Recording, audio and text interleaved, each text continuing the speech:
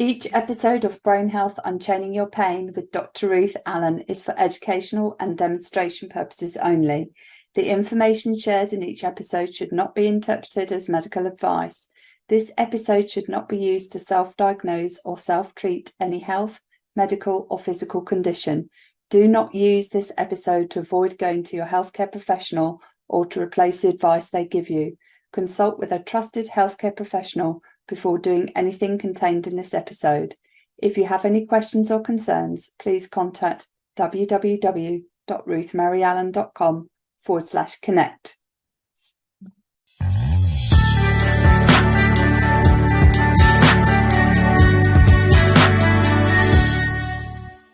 Welcome to the show, Brain Health Unchaining Your Pain. I am really looking forward to this conversation today with the wonderful Dave Bradley. Welcome to the show, Dave. Well, hi, Dr. Ruth. Fancy seeing you here. Surprise, surprise. I know, what a surprise. I know. I know we connected through Jamie Thompson, and you know Mal Sword very well, and we're both associates of ASEA redox signaling technology. And for those that don't know Dave, he is an ex-Manchester United player of 4 years, and he is a redox lifestyle entrepreneur. So I'm really excited for you to bring your story to this show and really show people what can be achieved with this amazing technology, and also how your story has evolved in the context of being a successful network marketing entrepreneur. So yeah, before we start, I'd love to know, what are you passionate about in life right now? I'm passionate about two things. Well, several things, but first of all, I'm passionate about my wife. I know that sounds a little bit strange. We just had our second girl. She graduated from high school, and she's now going down. I'm talking to you from Toledo, Ohio, in the USA.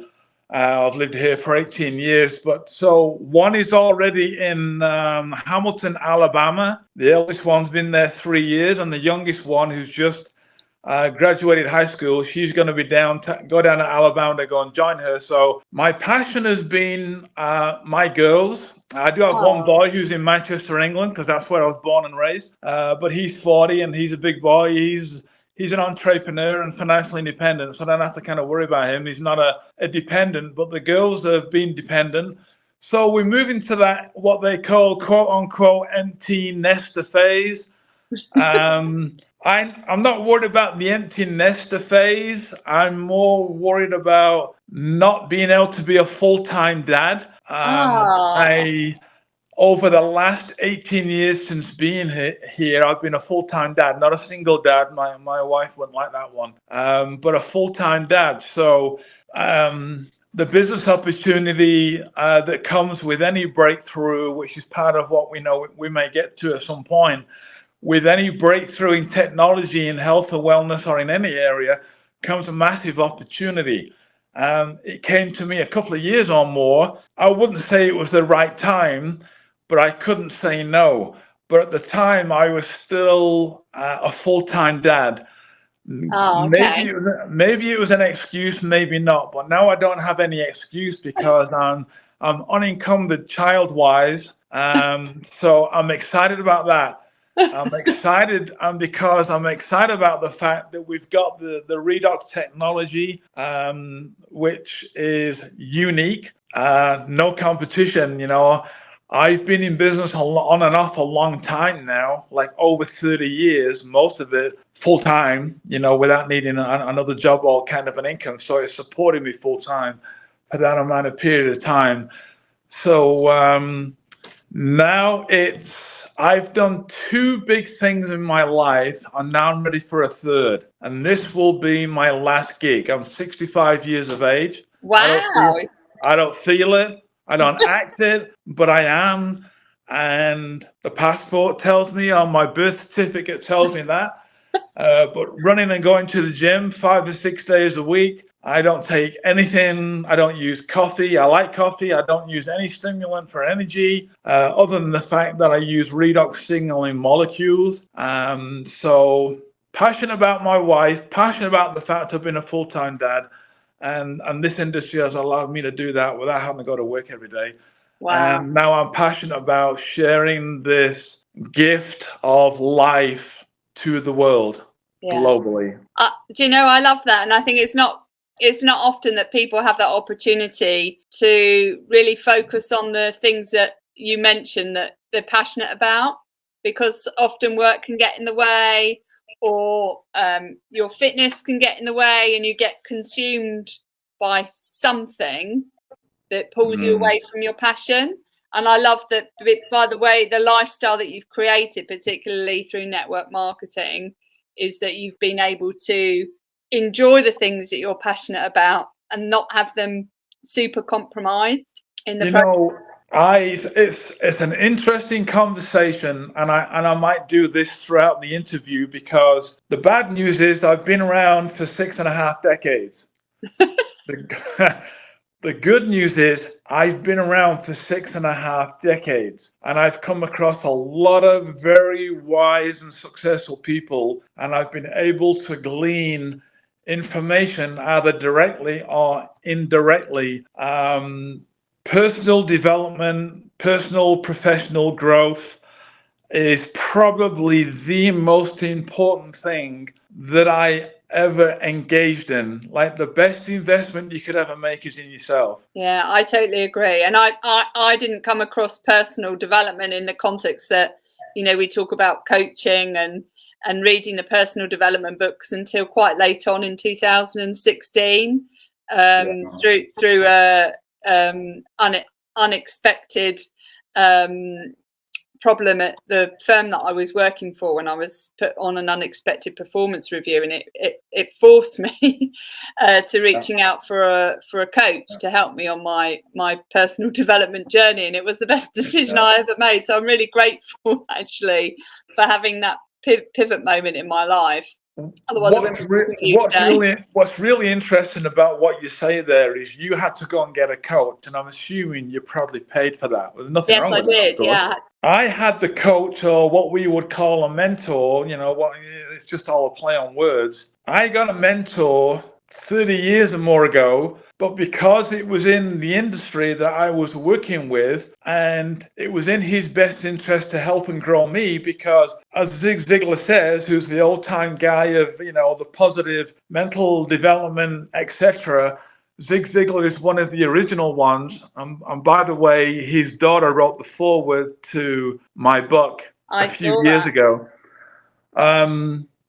Oh my gosh, I mean, I could go round and round in circles. If you would have said to me years ago that Zig Ziglar's daughter was going to, first of all, if you told me I was even going to write a book, I would go, what about?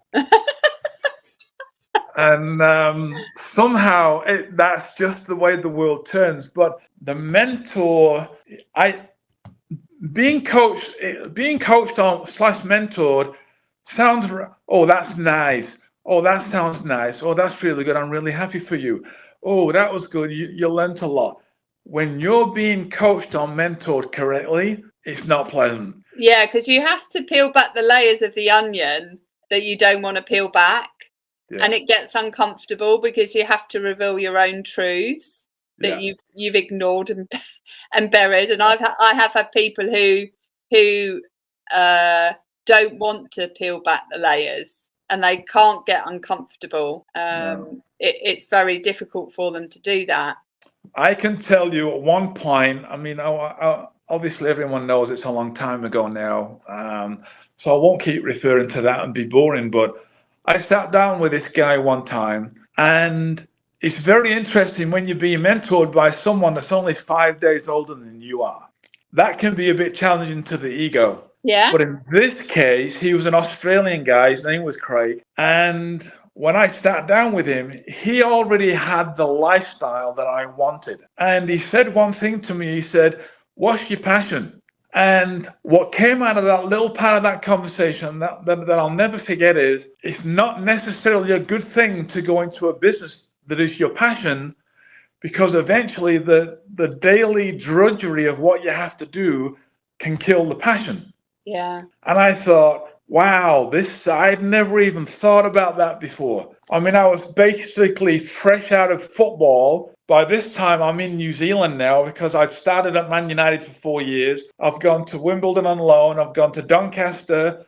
I've gone to Bury.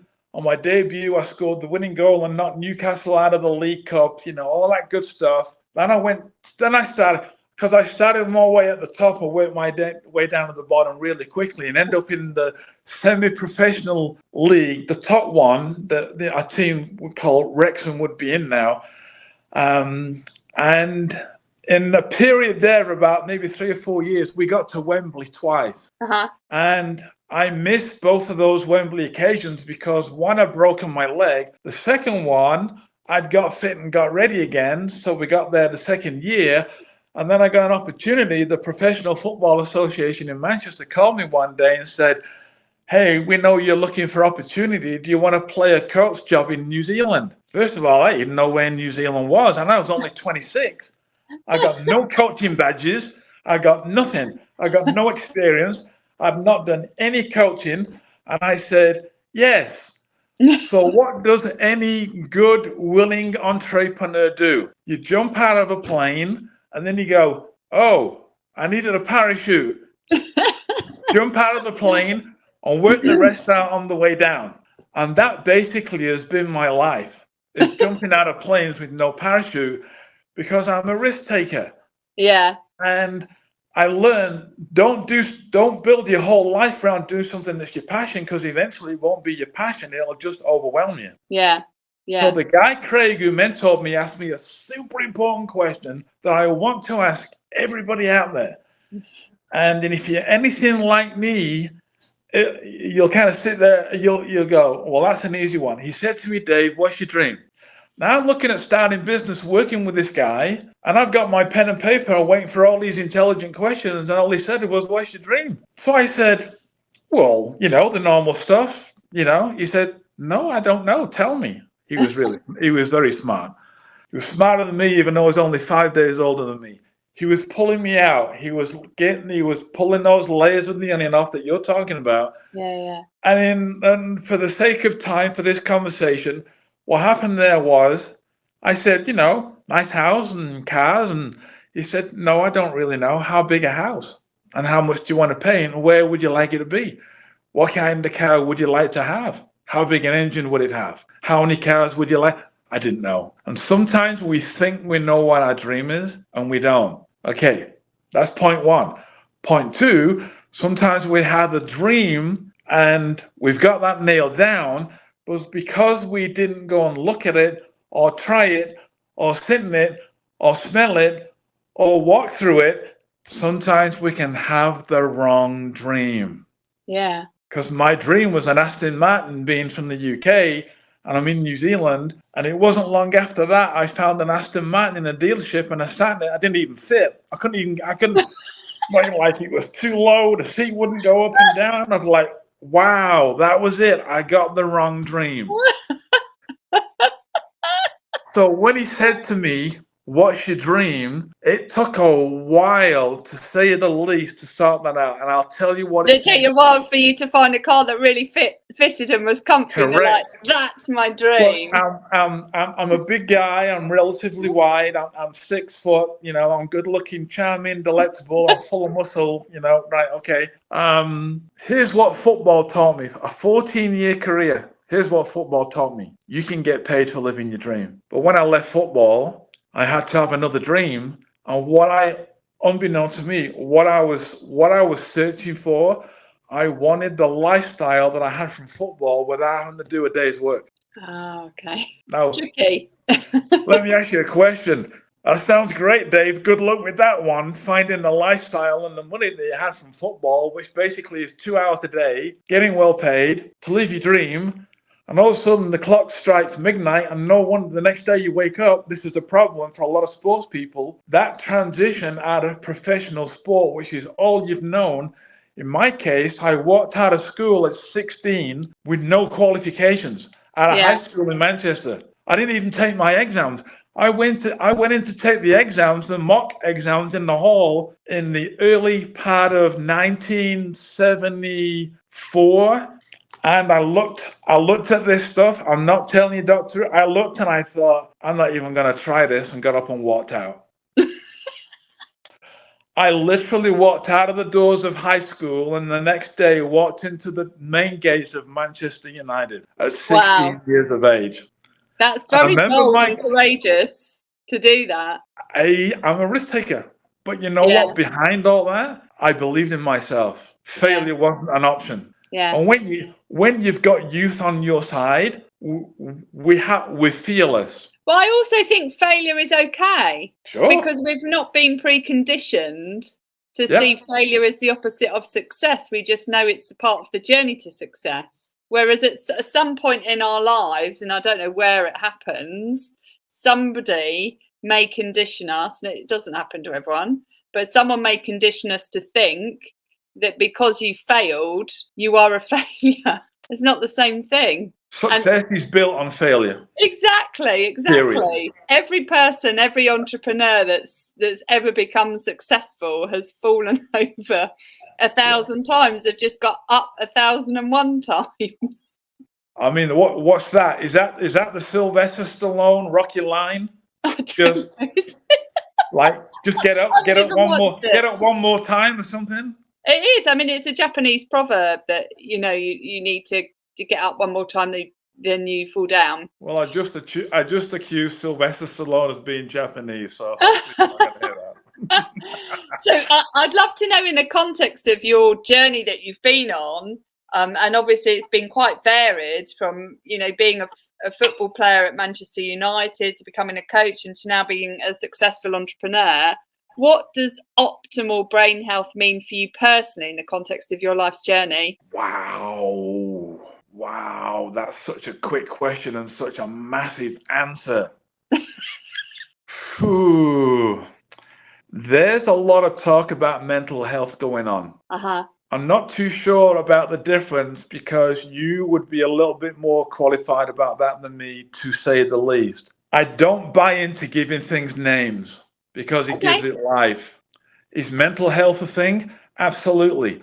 But I think brain health is different from mental health. And if they're not, I would like to, just for the sake of what I talk about, is to just separate them, because one of the things that really helped me coming out of football, and I didn't know this until somebody brought it up with me around about a month ago, would you believe? It's a long time, and he said, I'm part of a group of a few guys that all want to help each other, men's mental health, 40, 50, 60-year-olds, whatever. And he said, we're all going to do a video, and as a team of people, we're going to put one video out. It's called NGBN.TV Men's Network.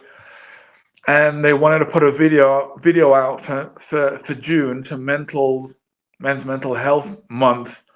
And he put in one video out every single day, and he wanted me doing a video. And I thought, I don't know what to say about mental health. I've never had any. And I said, and I don't know that I even really believe in it. Is it a thing? Sure it is. I mean, there's so many people out there, and you'll have interviewed a lot of them and know of them, who have gone through way more than I ever, or hopefully will ever go through. So I can't class myself as having got over any mental health issues. That would be detrimental to the people that really, really did have to get over some serious challenges. But I do believe that there's a brain health, and I'll tell you why this is a big question. Because of separating the mental health versus the brain health. I'm a massive advocate, because it's worked for me, about positive mental attitude and that self-development. Like every day, if you've got positive going into your ears, it flushes out all the negative thoughts that we all have, because we're all human beings. But what is in here comes out of here. And if you can flush the negative things out, and every single day, more than once a day, because we're all susceptible to the negative, that one thing or person or on our shoulder go, you can't do that. what are you doing? You don't. What makes you think you can do that? Come on now, you're never going to do that. It's okay for them, but it's not okay for you. Look, Dave, you're from Manchester in England. You don't even have a high school education, so you've got no qualifications. What in the world makes you think you can be anything or anybody? And the only way to get through that, and this is what I was introduced to back in my early business days in New Zealand, was, Dave, we want you to get involved in the self and professional and personal development program. We don't care what you do with the business. What we want to do is we want to grow you. And as Zig Ziglar says, if you help enough other people get what they want, then you'll get what you want. And the emphasis was always on growing. Always was, still is. And that's what I do with right now. I use myself to grow people. The resistance is the people that you're talking to. Yeah. The brain health. The brain health, oddly enough, which is really interesting, there's a big thing going on and has been for quite a while right now, but there's a lot of brick walls and barriers to get through. American football over here, they wear a helmet and they go and bang each other's heads.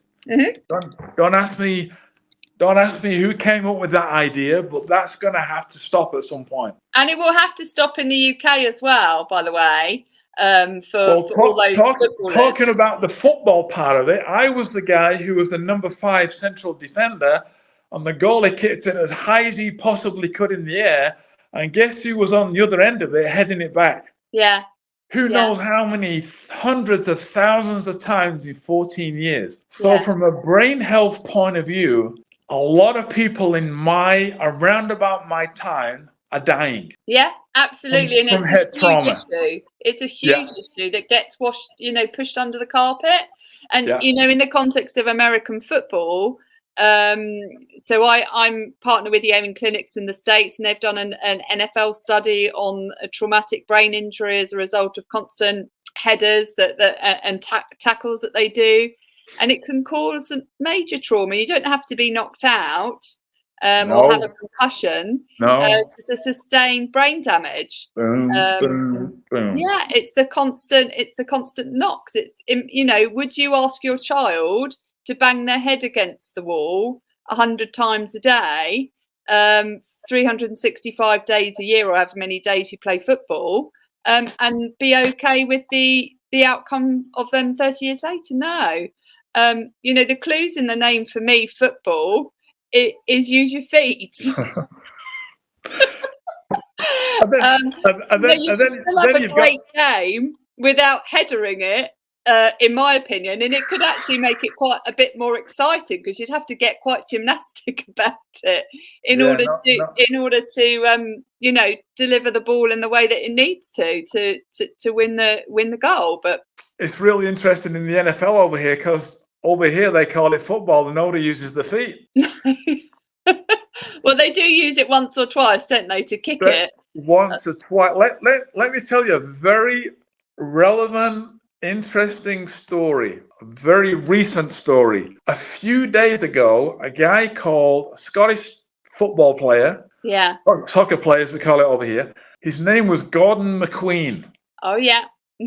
Gordon McQueen just died, and Elton John just dedicated a song to him, and everyone at Hampden Park was singing at the Scotland game, etc., etc. When I was at Manchester United, I'd been there for 4 years, and the then manager at the time, Tommy Docherty, had said to me, "Dave, you're doing great, and if anybody gets injured or suspended, you're in to the first team." Well, I'm born and raised in Manchester. I was a ball boy at Manchester United. I went to see Manchester United play with my dad and my granddad, walking to the game, as we do as kids over there. So I was at Manchester United, and Tommy Docherty, who also recently passed away some months ago, he was a manager, and he said, "Dave, if anything goes wrong, you're in." And I thought, okay, great, here's my chance. I'm ready. I was ready. I was ready, lock, stock, and barrel. And I won't be very specific here, but Tommy Docherty got into a few troubles and ended up getting fired from his job, or got the sack. The next guy that came in, his name was Dave Sexton. He was a little bit more technical than what I'd been used to be trained as, to be introduced to the way we were all playing at Man United. So when Sexton came in, I kind of went back a little bit because I didn't thrive as much in that technical aspect as I did in the more physical aspect, because my physicality was my game and my attitude. In fact, I'm looking at this right in front of me right now. This is my first report when I was a 16-year-old at Manchester United. And I'm happy to say that most of it was good. One of them was that he's not very fast. Well, hey, I'm 6 foot and 13.5 stone. What do you expect, you know? But here's where I picked up on later on in years, because for me, it's all about attitude and mentality. It's all about being positive. And above all else, about ball control and, reading, heading ability, and shooting power and tactical awareness. It was all pretty good because they kept me on for a good few years as a pro. But there's one here that says temperament. And I'll read you the one that says temperament. Temperament, very good. And the last part is, does not let anything disturb his concentration. Oh, wow. So what that told me, and what I subsequently learned later on, the number one reason why most people fail in life is broken focus. Yeah. When I get focused, it does not get broken. I do not allow anybody or anything now to do that. You have to be a little bit selfish. In today's world, we're all taught to be foo-foo and nice. And men are being emasculated now because we shouldn't be aggressive. We shouldn't shout too loud. And hey, God made us this way. You know what I mean? Like, don't take that away. That's our physicality. And I said to my wife more than once, one of the reasons why I try and stay so healthy as I am, as I talk to you today, kind of touch wood, is if I lost my physicality, I'd struggle with that. Yeah. Has there ever been a time where you have... Go on. No, carry on. I was going to say, has there ever been a time where you have lost your positive mental attitude in the context of your physicality? No, because I knew it was so important to me, I wouldn't let it happen. How did you stop it from happening?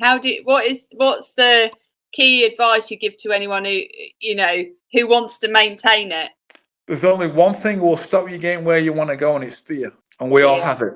Mm-hmm. We were all fearless long time ago. And there was a book written on this, and someone talked about Adam and Eve. And it was looking good for you and I until Adam and Eve got together one day and they got tempted and they ate the forbidden fruit and everything went out of the window, and here we are. And we're still picking up the pieces, and we're picking up the mess, because before that we were perfect. Now we're imperfect. We're all imperfect. So the thing about the fear is, it's not, most people think they've got to get rid of the fear. It's not the absence of fear, it's the conquest of it. Yeah. And as I was told back in my early development days, Dave, the dream's got to be bigger than the fear. If the fear is bigger than the dream, the fear will win out. Yeah, you'll come up with all sorts of excuses. It's what we all have two diseases, what I think I came up with this. I didn't come up with a whole lot in my life. I think I came up with this one. We have two diseases: justify and settle for. We are so good at making excuses. We are so clever at covering up everything because we want to put our best foot forward with people that view us, because we don't want to disappoint people. And there does come a point when you understand that it's not the absence of fear; it's the conquest of it. Yeah. The bigger the dream, the fear dissipates. The minute you start dreaming, the fear comes back. Because you can't overcome it when you're looking into a big vision. You kind of have to position yourself in a space where you overcome the fear, and you can't conquer it. Otherwise, you can't realize your dream. You've got fear, and then you've got your vision. Yeah. So if people out there could put the dream, as we can see here, there's all about the dream. I mean, I live it, right? The dream, the fear is right in front of our face.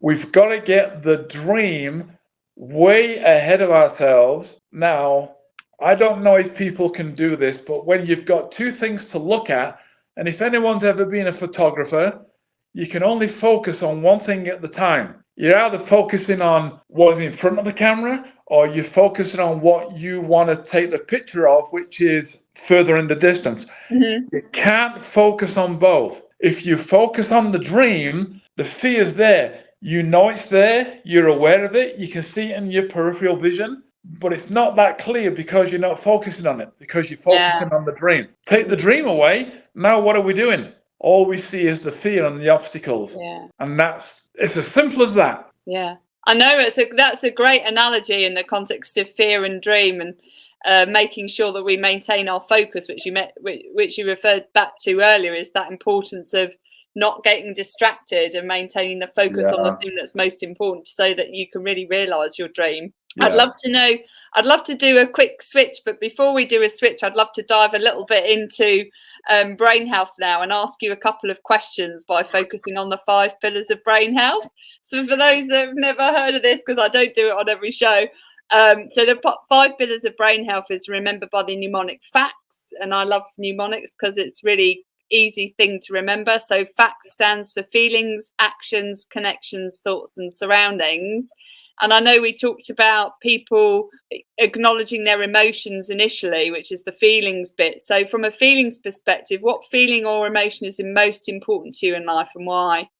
I have to connect emotionally with whatever I'm doing or whatever people I'm working with. If I can't connect, I'll give you an example. Mal Sword, who introduced me to the Redox technology, he sent me a text message. We've known each other a long time. He sent me a messenger, and he was on the plane from Paris back to Australia, Brisbane, Australia at the time. And he said, at the time, my mother-in-law was really struggling health-wise and subsequently died. So it was a little bit late, but he said, I think I have a product that would help your mother-in-law. Yeah. So in the long aspect of that was the fact that, because when he said to me, I've seen your mother-in-law's not very well, and I think I've got a product that could help her, straight away I've gone, that's a big statement. You tell me if I'm not 100% correct here from your more technically adept at this kind of subject, I would say, but oh wow.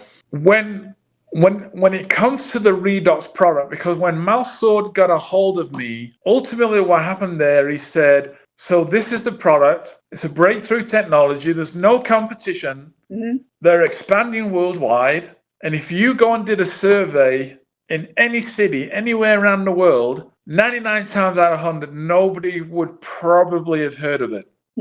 The one that does probably may have heard of it, but didn't really know exactly what it is, how it came about, and what it can do. So straight away, my brain goes, there's an opportunity here, because we have a saying in this industry, and Mal and I use it all the time. Well, I know he does. He does a lot of talking. Do people move product, or does product move people? And we have to think about that, because my experience with most people in 30 or more years of being involved with what we do, most people think it's a product business. It's not. It's a people business. Yeah, it is. Yeah. People move product. Product does not move people. So therefore, for me, my emphasis basically is on people. Yeah. When it comes to the brain, when you're using a Redox, it goes to 2 places. It either goes to the mitochondria or it goes to the brain. Yeah. So the reason why brain health is important to me, if this answers your question, and I hope so, and if not, you can tell me off.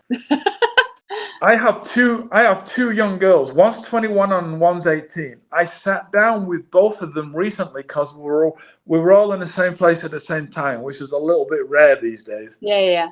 And I said, look, I'm 65. I've been a full-time dad, and I've happily done that, and it's been the best thing I've ever done with my whole life, and I would do it all over again.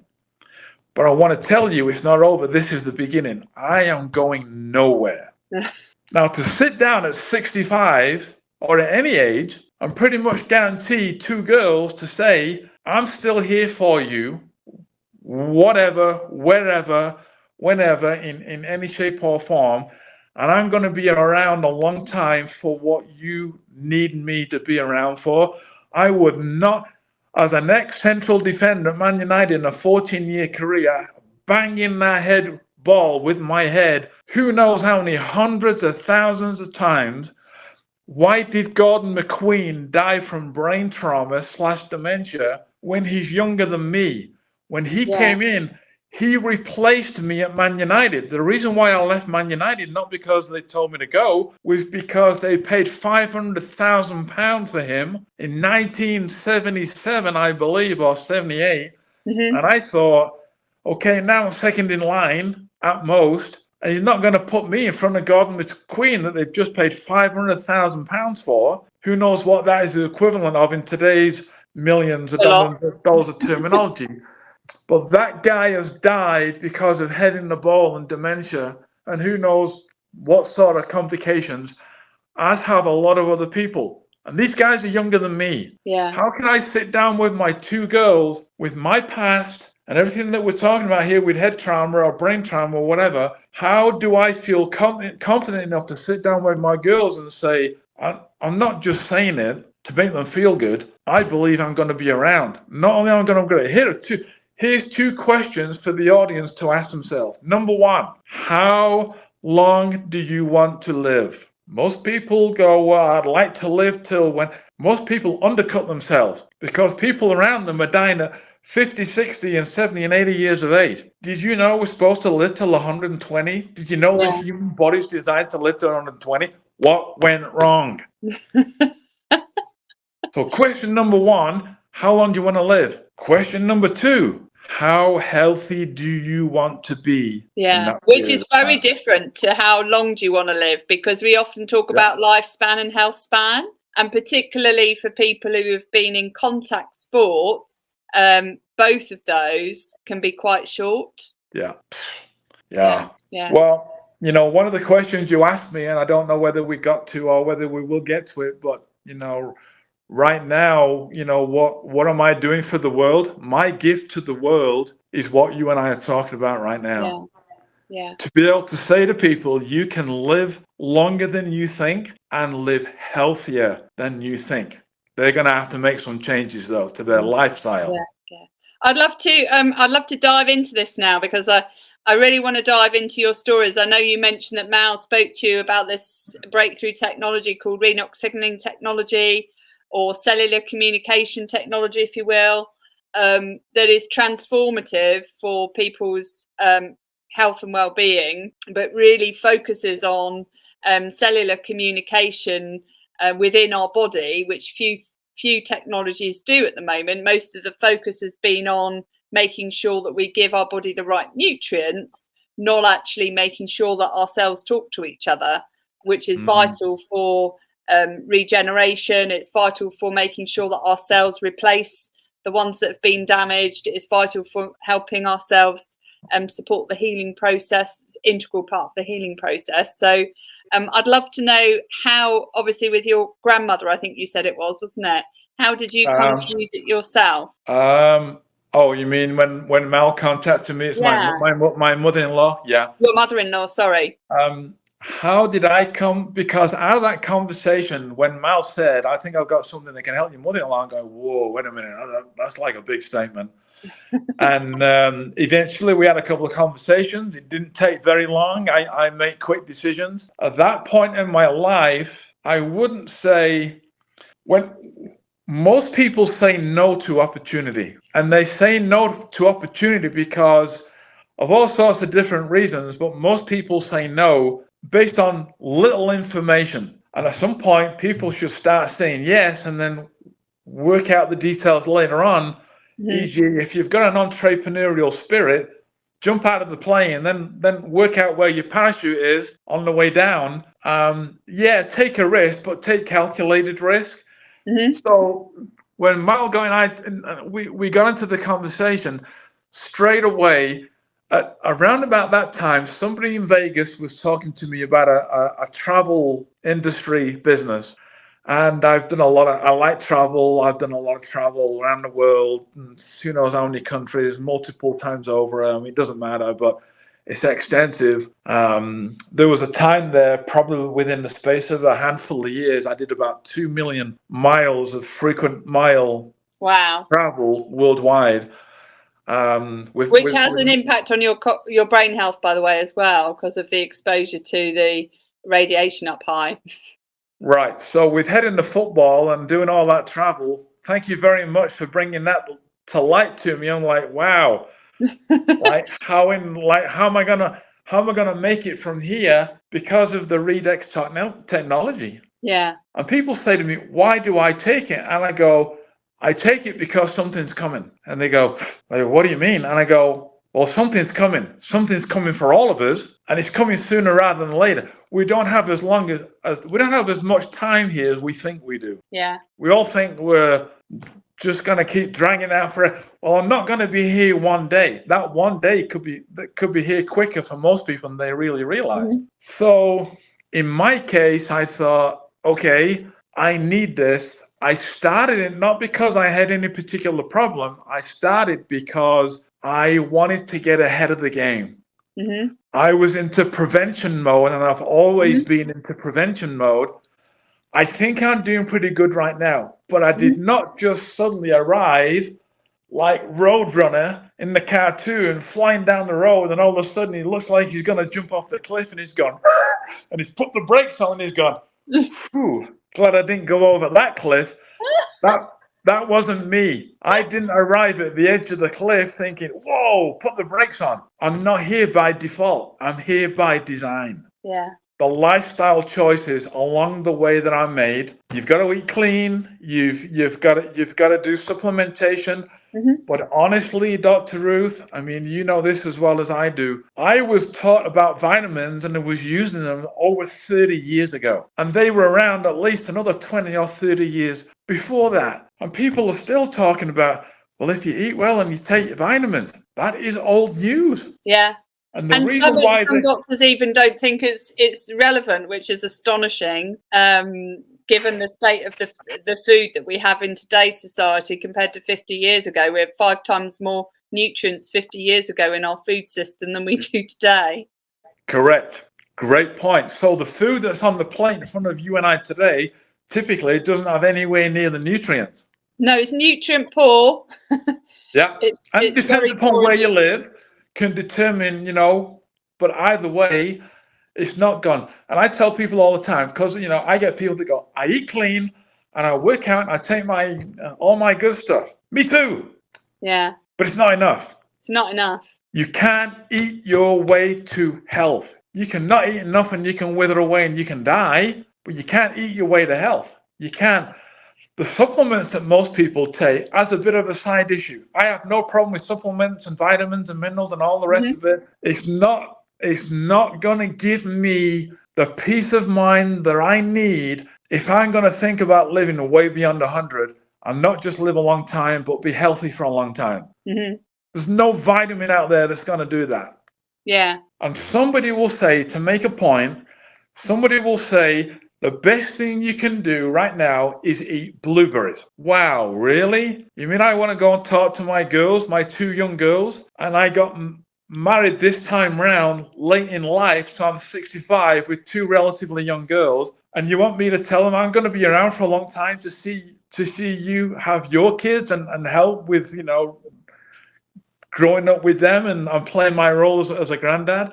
And you want me to tell them I'm going to be able to do that because I eat blueberries? I mean, it just doesn't make sense. And here's the interesting thing. Are blueberries good? Yeah. Do I eat blueberries? Yes. So let me pause you there on blueberries. Organic blueberries are good, but actually inorganic blueberries are really bad for your brain because blueberries absorb an awful lot of toxins. So they contain a huge amount of pesticides. So we have a lot of people promoting blueberries. But actually, if you're not eating clean blueberries, i.e. the natural stuff that we should be eating, you'll find they're actually loaded with pesticides and really toxic and will disrupt your microbiome. So all the antioxidant effects that you think you're getting are actually being impacted by the pesticides that are being absorbed by the blueberries. So right. So I mean that even strengthens my point. So we need to be very careful about, what we say to people. Oh, it's really important to eat your greens. I know. But yes, it really is. Yeah. But we're talking about nutrient rich, not pesticide rich, which is what we tend to be exposed to now, which is incredibly sad, but we weren't historically exposed to. And here's the couple of points that I would like to make about redox that goes to the microbiome or the brain. Is redox is native to the body. I don't know that I even knew what that word meant, being native, or I didn't relate it to. I knew what a native was out in the bush in Australia or in New Zealand, where I've lived and spent 22 years between, moving around. But native to the body. Redox they found is native to the body. Therefore, our body makes redox. Guess what it doesn't make? Blueberries. It doesn't. No. Shock, horror, surprise. Our body doesn't make blueberries. So organic blueberries are great, but they are not the answer. They're giving you no guarantees. But when you take redox, number one, it's native to the body. The second it goes in the mouth, millions and trillions of molecules, and immediately they go, whoa, here we go again, boys. Get ready. They're putting something else in their mouth. Wait a minute. We know what this is. It's redox. We know all about that. We know what to do with it. Okay, here we go. Where did we send it? We're going to send it right to the place where he needs it the most. Guess where they're going to send it? Use it to the place that you and I don't even know needs it, because there are no amount of x-rays and MRIs that you can have that can detect something that later on could be a disease that will kill you. And aging is a disease, and that's one of them. Yeah. I love, when Jamie introduced it to myself, I immediately, being a Royal Signals officer as a reservist, immediately thought, this is really important, because it's like telling people get your tanks out on the battlefield, but nobody's got any communication network. Right. And the signal's really weak, and nobody hears the instruction, or send the fire engine to the fire, but nobody's got a signal on their phone to dial 999, and so the message never gets to the call center, or the call center never sends the message to the emergency services. And we have this problem in the UK just recently, where there was a glitch in our telephone system, and everything fell over, and they couldn't get the emergency services to the places that they needed it to, and they had to look at an alternative system. It's the same in your body, but if nobody's looking at the network and making sure it works, then we're missing an enormous opportunity in the context of optimizing our health.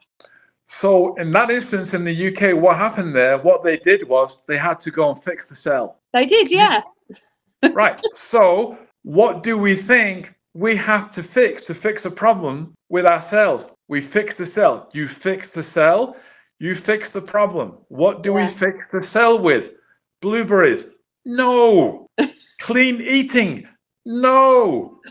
Fresh grown, free range, jumping up and in and out of the river in Canada, salmon? No.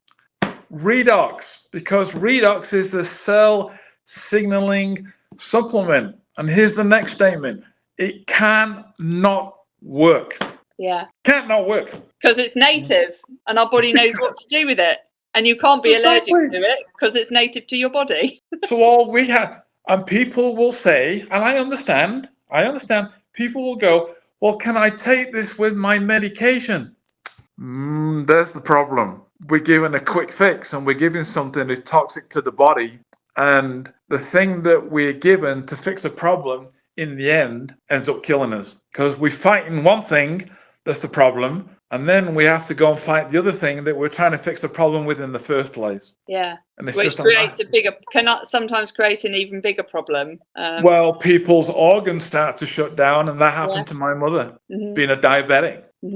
My brother called me one day on a Saturday morning. He said, he's in Manchester, I'm in Ohio. And he said, how quick can you get here? And I'm going, you are calling from the UK, right? Manchester, I'm in America. And he said, yeah. And I knew there was something going on. I didn't know it was that bad. And he said, you need to get here as fast as you can.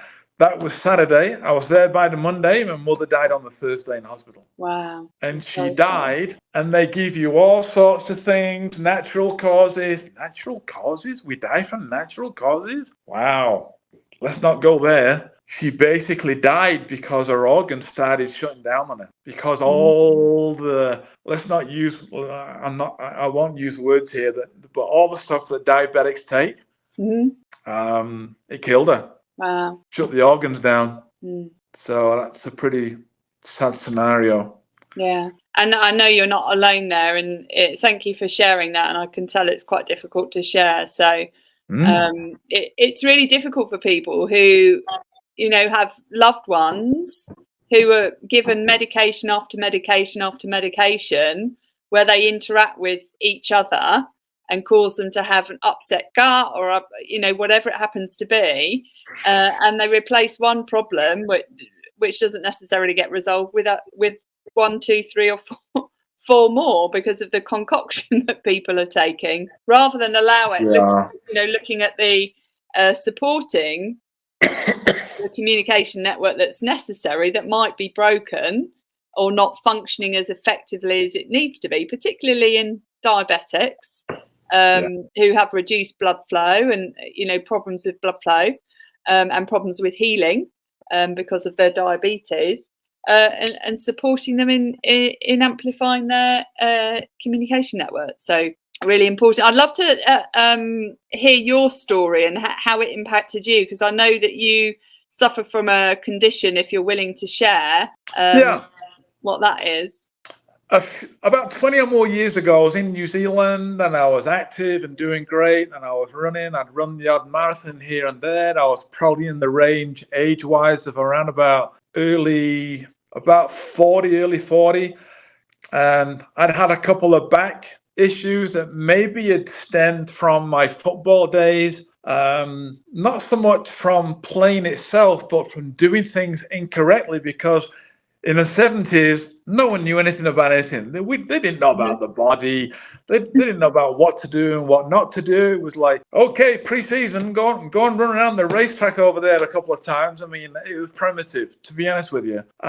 So nobody was really qualified in physiology, in how to get the best out of the body, the performance wise, not only performance, but even more important, recovery, and just doing things incorrectly. So the body was working incorrectly. So every time I would go to run or do something, I didn't know it was causing damage because I was young enough to absorb that and get away with it. And when you're young, you get over things quicker. You get on with it as well, don't you? Just think you're invincible and my body will get better as I get older. Yeah, you absolutely do. So I think finally that caught up with me. So I was long way out of the game at that point, but I was still going to the gym and running 5 or 6 days a week because I wanted to not just stay physically fit, I wanted to stay mentally fit. And I started to learn, once I'd get involved with networking for the first time round, I was exposed to more teaching on supplementation and being healthy, because it was all part of the product range. So, but my back was a problem and it kept going on me. Well, I don't know what, we told when my back went out, whatever that means. It just basically means that you're not doing things correctly and the back can't cope. And we immediately think that we've got a problem with our back. When we hear that we've got a problem with our back, we think spine. Yeah. And as my chiropractor said to me about 15, 18 months ago, when I got this thing called Facet syndrome. I'd never heard of it. And it's a protruding vertebrae, and it was 24 millimeters protruding, which by all accounts, according to my chiropractor, he said, never in my lifetime I've seen anything that bad. And I was getting nerve pain down my inner left thigh that was making me scream. I mean, basically your joints, which sort of mesh together like that on your back, one of them was poking out like this, right, and causing pain in your nerves that run down your your spine and around your spine and your muscles that hold your spine together. and you end up getting muscle cramps and pain as a huge pain as a result of it. Yeah, like I've never known. I broke my leg twice consecutively as a footballer, and neither of those were as painful as this, believe it or not. So back in New Zealand, I had this problem, and I went to this guy who was recommended to me, and he said, tell Dave to come in, I'll fix his back. Nobody had told me, without seeing me, that if you come in, I'll fix your back. And I went to see him, and he said, do a couple of sit-ups. I went, okay. He said, do a couple of step-ups on that thing, on that board over there. I went, okay. And he said, your left glute doesn't come on, your lower abs don't engage, and you tighten the right-hand side in your piriformis. And I've gone, how does he know that? Because he knew his stuff. And he said, okay, what's your goal? And I said, to run a marathon. He said, okay, you can do that. Stop running. I said, well, how's that going to work? And he said, because every step that you take, the way your biomechanics are set up right now, you're ruining your back with every step. Yeah. And you're just going to keep breaking down. He said, how do you physically, how do you want to look in the long run? And I'll never forget it. I said, long and lean. I didn't want to be a bodybuilder. I didn't want to be all that. And he said, okay, we can do that. And for 6 months, he stopped me running, and he stopped me working out on my own to eradicate all the memory bad habits that I had with working out. Like he would say to me, okay, go and do this exercise. And right away, my shoulders would come up and everything, my neck would go tight and I mean, everything was out. Yeah. He said, we're going to neurologically retrain everything in your body and start all over again. And we did, and I ran a marathon. And I've since run another marathon over here. Wow. Now, fast forward from New Zealand a couple of decades ago to 18 months ago, probably because of COVID, I couldn't go to the gym and I couldn't do all my corrective exercises that he'd given me when I was in New Zealand that I brought over here and was doing. So what I could do to exercise when we were all in lockdown was I could run. And I knew when I was doing that, this is going to bite me in the butt big time, because I was doing the running, but I wasn't teaching my body to access the right muscles. And the message from my brain went back to being from the right one that we train it to do, went back to the wrong ones and was accessing the wrong muscles when I was running. And eventually it all exploded on me. And I was basically lying either in bed or on my back on the floor for 6 months.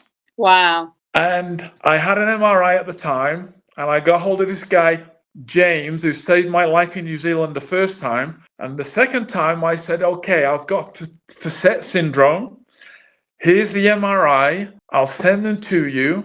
And when you've got them and you had a look, let me know. I sent them. He looked at them. He come back immediately. And he said, okay, I've seen them. And I said, I have one question, and it requires a one-word answer. He said, okay. Bear in mind, he knows my mentality and my ability to apply myself, because he knew me, because I worked out with him as a personal trainer 3 times a week at $100 a time. Yeah. But that was the investment. I don't see the cost. I saw the investment. And he said, not only going to show you what to do, I'll train you so you know how to look after yourself and diagnose yourself when you go to America and you leave me here. So he came back to me right away, and I said, here's the question. Can we fix this without surgery? And the one-word answer was, yes. And here's how we did it. He said, I knew what he was talking about because he'd helped me before. He said, you need a stabilizer that looks like a blood pressure cuff. And you've got the pump and you've got the mercury, the dial. But this is specifically made for this situation. So you lie on the floor, you put it on your back, you pump it up to 40, and then you start to do very easy exercises with a needle on 70. And when you're doing the exercises, just slowly moving your left leg or your right leg in a very easy way. You've got to hold that needle on 70 without it moving. If that needle starts going like this, you're not ready to move on. You have to master that exercise, because while it's going like that, that means that you're not accessing the right muscle in the lower part of the body. You're accessing the bigger ones and not the group of smaller ones. So it was a mess. Now, talking about the brain, he said we have to redirect the brain, or that we have to send the right message from your brain at the moment it's sending the wrong one. And I lay on the floor for as long as it took, and it was weeks and weeks and weeks doing those exercises every hour, 11 times a day. Wow. 11 times a day, every hour. And it fixed it.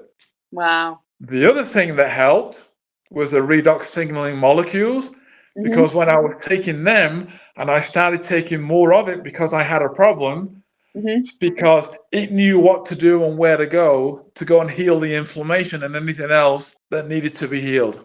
So I went from lying on my back doing nothing. Now I'm back out there running, going to the gym, and I'm back where I want to be. And what was the time period to get back to health? It was months. Months. It was months. I can't remember the exact period of time now, but it was months. In fact, right now, to be honest with you, I think I have a meniscus in my right knee, which I think it's not that big a deal, but it's stopping me running, but I can do everything else. But that's no good to me. So I'm probably going to need to get that done. And at the moment, I'm feeling the nerve coming from my back, going into my legs a little bit. Yeah. So what am I doing now? Now I'm back on the stabilizer, lying on the floor, doing my exercises, retraining the brain. And what was the prognosis from the medical professionals? Out with your physiotherapist. What did they say in the context of your back situation? I didn't go because they don't know what they're talking about. Because they don't know about redox. Yeah, okay. My PT is my guy in New Zealand, James, who now obviously become a very close friend. When I have a problem, he's the one that I go to, but now I know what he's going to say. So in this case right now, today, I'm going, I don't feel so good. What should I do? Well, what did James teach me? And even in my networking business days right now, if I ever get to a point where I go, what should I do? Well, straight away, my brain goes way back to when I was mentored. What would Craig have done? What would Craig have said? So I always have that place to go back to of trusted information that I know works. So I don't have to rely on myself all the time, which would be drastic. Well, I think it's really important to have that level of trust with somebody. And we talked about this earlier, didn't we? Of trusting that conversation, having that emotional connection with the person that you're talking to. That's a positive one, not a negative one that's going to push you away, because emotion is either wanting to move you towards something or away from something. It's a signal, much like redox signaling is telling you to do something. I think that all boils back down to the fear or the faith. You can't have both. Yeah. You can't live in fear and live in faith. You have to make a choice, one or the other. Yeah. Dave, this has been an absolutely fascinating conversation, and I'd love to know, in the context of, we've talked quite a bit about redox signaling technology, what would be your one piece of advice of anybody who is struggling with a health issue and maybe is a bit skeptical, because we have a lot of skeptics out there, around what redox signaling molecules are and what they can do for them, and is it really something that's worth taking an interest in? I want to separate the word skeptic from negative, because I think people sometimes are automatically just negative, not just about this, but about anything in general.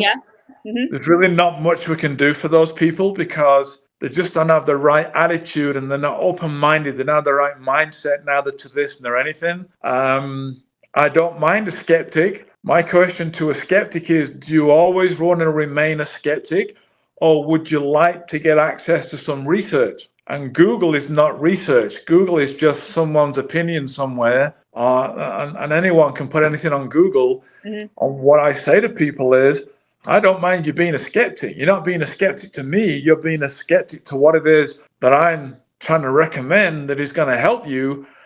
There are a lot of things out there that can help people.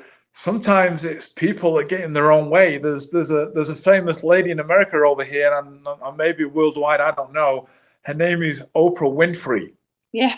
And about 25 or 30 more years ago, she had this program out of Chicago, and she came up with this great idea one day. I'm going to find some underprivileged ladies who are having it a little bit tough, single mums or whatever, had a bad time, find out the backstory, got all her team working on it for a TV program, and said, okay, we're going to give out, I think it was 25 or 30 or more brand new vehicles.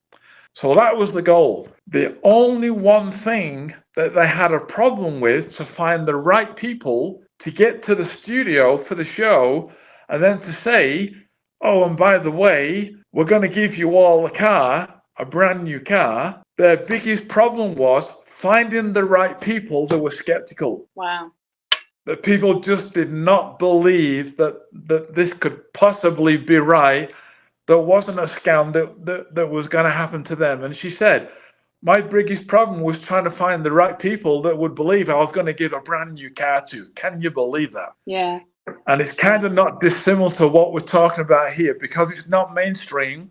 Yeah. And because it's something that we've not heard. If it goes out on TV, it must be okay. Well, we're not out on TV yet. No. And what I would say to people is, first and foremost, although we start to lose redox in our body just after puberty, we don't notice it so much. We get up, we go, we recover, we're okay. We still don't know at that age whether we're coming up against something that's going to be a chronic illness that could be catastrophic, but we hope not. But if somebody is 40 years of age or over, they should be taking this. Yeah. Unprecedented, without a shadow of a doubt. Over 40 and above should be taking this. Why? Because I've heard many people say, and I don't buy into the age thing, obviously, but I've heard people all the time. My own uncle said to me when we used to go out running together when I was just a teenager or maybe in my early 20s, because he was a runner. And he said, well, wait till you get to 40 and above, it gets harder. And I remember saying, no, not going to happen. But for some reason, there's a switch that flicks on us that when we're 40, we think it's all going to turn to custard. And if we think it is, guess what? It will. And it's particularly pertinent for women here, because obviously men go through angiopause, which is a change that happens later on in life, but it tends to be a decline. But women go through menopause, obviously, and perimenopause, which is the precursor to that. And it's quite a significant shift in your cognitive health, your hormonal health, and everything else that is affected by it. So it's really important. For the most part, I take redox as prevention, and prevention is a hard sell to most people. Mm-hmm. Mm-hmm. It wasn't a hard sell to me because I've always been into prevention. Yeah. But one thing that was really interesting to me was a year or more ago, I never had it before, but I got a wart on my middle finger on the inside. I can kind of still feel the callus a little bit. And I started putting the ICEA Renew 28 gel, the gel form, not the drink form. I just started putting it on it. Just thought, I'll just put it on and see. Guess what? The wart disappeared. Yeah. Just disappeared. I didn't have anything done. It just disappeared. And then I got one on my toe. So I did the same thing on my toe, and the same thing happened. It disappeared. Just disappeared, yeah. So it is amazing. I can do it for anything else. Yeah. I mean, I was inspired by your story that Jamie was telling to me, and also the story that he told about Joe, a friend of his, because I have genetically a high risk of lower back problems, and my mum has lower back problems, and I was inspired to try it actually for my mum. Because my mum has mobility issues because of her lower back, and I was just curious to see if it could help her, and also what impact it would have on me. And she's been taking it for about a month, and she's already noticed some improvements in her sleep. And she mentioned tentatively that there's been a shift in her pain levels, although she's not hanging redox on it at the moment, but she's already noticed a change. And for anybody that's out there that's listened to me thinking, so what you're saying, if you take this redox stuff, when we don't understand something, we always use the word stuff, right? Or thing. This thing and this stuff, like, so if you tell me, So Dave, if you've been using this now for 2, maybe close on 3 years, how come you're not perfect? I mean, it just doesn't work. We're not talking about being perfect. We're talking about helping our body do what it naturally is capable of doing by giving it a helping hand. The interesting thing to know is that people think that redox is maybe it's the way we use the words, but so if I take redox, it's going to fix my problem. We're so used to popping a pill to fix a problem. Yeah. We think that everything we're going to take is going to be the answer. No, your body is the answer. Bring it back to redox, give your body what is lacking, and your body will go and fix the problem. The body has the capability. God made it that way. We didn't just arrive with the body. I don't want to get into all that. This particular point was like, someone said to me today, "You seem very physical, Dave." And I said, "Yeah." And they said, "How did you get so physically strong?" And I said, "I don't know. I was born like this." And they said, "Well, how do you think you were born? How come you weren't born like me, not as physically able as you are? You just seem to be always through your whole life be so physically, adept." And he said, "How do you think you got like that?" And I said, "I don't know. When I was born, my mother made me that way." And he said, "Well, maybe go a bit further, maybe go deeper than that. Your mum's not that good." I gone, "Oh, okay, really?" Like, wow, that was a whole new revelation. But anyway, that's for another day. Yeah, that's for another day. Well, Dave, it's been an absolutely fascinating conversation. Thank you so much for your time. And how can people get hold of you and learn more about what you do, your business, your coaching, your book, and obviously Redox itself? I'm majorly on LinkedIn as Dave Bradley. I have a page as Dave Bradley Lifestyle too. I'm on Instagram as Dave Bradley Lifestyle. I'm not overly big on going backwards and forwards on email. So if anybody wants to get hold of me, my phone does not accept numbers that are not in my phone, but somebody can send a text message with their name and refer the conversation to that you and I are having. Yeah. And that's an American cell phone number, which is 1 for America, 419-902-7451. Yeah, and we'll put that in the show notes. And for everything else, if you're watching, you can see the details below that Dave's just referred to. Dave, absolutely great conversation. Thank you so much for coming on the show. Remember, this show is all about brain health, unchaining your pain. You are not stuck with the brain you have, or indeed the body that you have. You have the power to change it. And Dave has kindly been on the show to talk about how you can do that with redox signaling molecules. Thank you, Dave. Thank you very much. My pleasure. You're most welcome. I really hope you enjoyed that conversation. Thank you so much for listening. Please be sure to like and share this episode and leave a review on my website or on Apple Podcasts. If you're looking for opportunities to optimize your brain health or unchain your pain from a past trauma, make sure you visit my website www.ruthmaryallen.com and use the code podcast10 at checkout to get 10% off all programs. And always remember, you are not stuck with the brain you have. You have the power to make it better.